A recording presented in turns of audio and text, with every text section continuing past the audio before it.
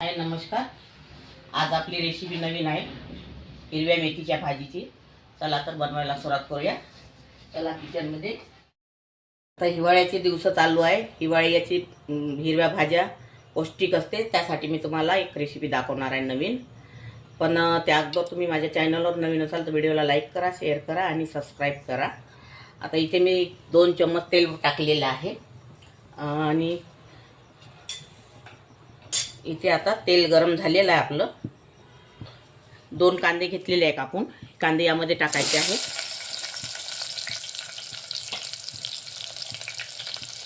कांदा आपल्याला मऊ पडेपर्यंत शिजून घ्यायचा आहे।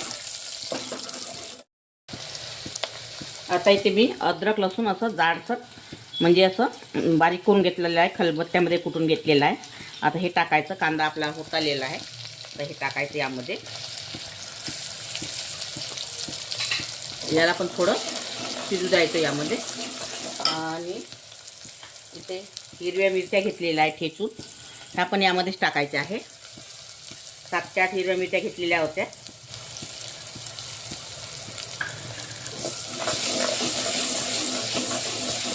या पद्धतीची भाजी एक वेळा करून बघा, खूप सुंदर लागते खायला।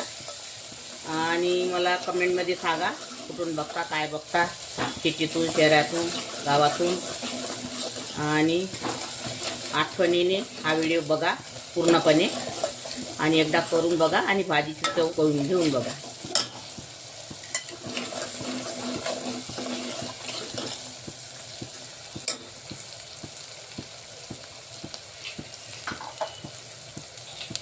इथे एक टमाटर घेतलेला आहे कापून, हा यामध्ये टाकायचा आहे। टमाटरला थोडं मऊ पडू द्यायचं आपल्याला। आता आपण यामध्ये हिरव्या मिरच्या वापरलेल्या, त्यामुळे मी लाल मिरची पावडर कमी टाकत आहे।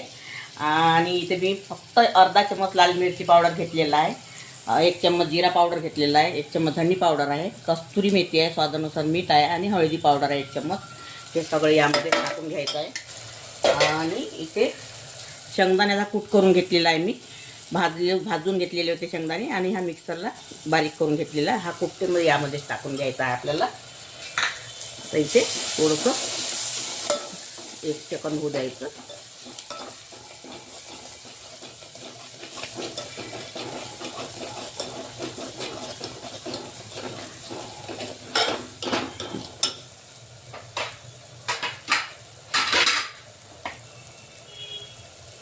थोडा सांबार आणि इथे मेथीची भाजी घेतलेली आहे, ही मी एवढी छान बारीक कापून घेतलेली आहे, चिरून घेतलेली आहे आणि धुवून घेतलेली आहे। आता ही मेथीची भाजी यामध्ये टाकायची आहे।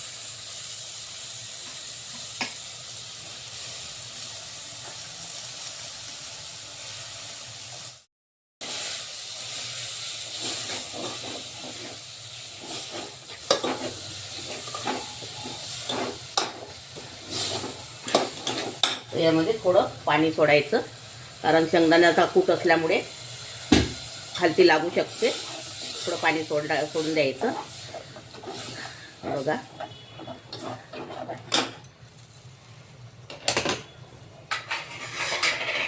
थोडं 2 मिनिटाचं यामध्ये मुरू द्यायचं। आता इथे मी या चमच्यानी 2 चम्मच बेसन घेतलेला आहे। हा बेसनाचा घोल करून घ्यायचा आपल्याला असा छान, म्हणजे कोरडं बेसन जर त्यामध्ये टाकलं तर गुठळ्या पकडू शकते, म्हणून पाण्यामध्ये असं मिळून घ्यायचं, पूर्ण घोल करून घ्यायचा बघा। अशा गुठळ्या फोडून घ्यायच्या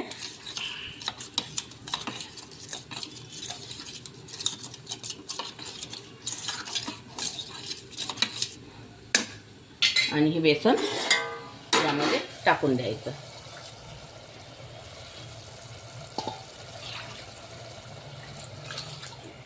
आणि आता लागतं तेवढं पाणी शिजण्यासाठी टाकायचं या भाजीला।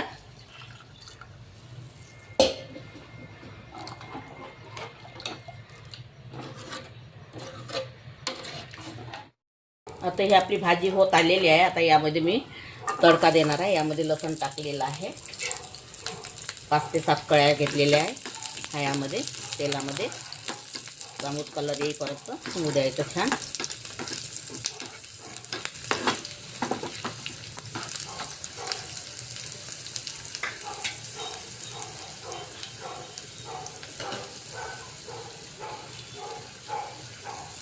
आता ही आपली भाजी पण झालेली आहे बघा, आणि लसूण पण झालेला आहे. आता आपण हा लसूणचा तडका यामध्ये टाकायचा आहे.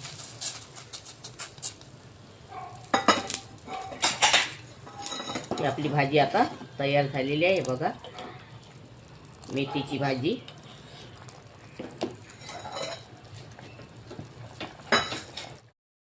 यामध्ये आता सांबार.